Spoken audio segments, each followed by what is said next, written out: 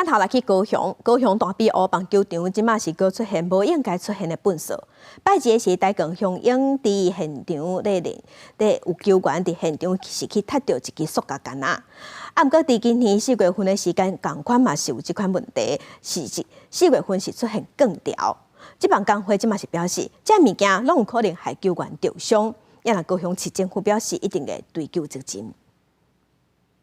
球员手头的塑胶管拢是红涂。台江雄鹰13伫定清湖棒球场进行例行赛，球局顶盘的时阵，吴念婷煞伫二垒附近红涂踢到物件，扣开一个看，竟然是塑胶管啊！觉得安全其实很堪忧啊。红涂内出现塑胶管互人讲起，球场管理员10时找警方行政协助，中级点名，场部也到场了解状况。毋过这毋是定清湖球场内第一摆出现物件，4月比赛期间也发生一垒包边的地面遭出一大截的更替。当然，你说球场内有这些异物，对选手来讲是一件很大的伤害了。除了我滑垒或是我扑垒的话，这些东西可能会造成我的伤害，会造成他断送职业生涯也有可能啊。出现状况的地方都是红土区，它的土重新覆盖过，然后还有重新爬梳过，它本来埋藏在底下的东西，有可能会慢慢的露出来，应该要想办法去排除这些它底下有埋藏其他东西的可能性。台江球员伫球场热身进行赛前练习，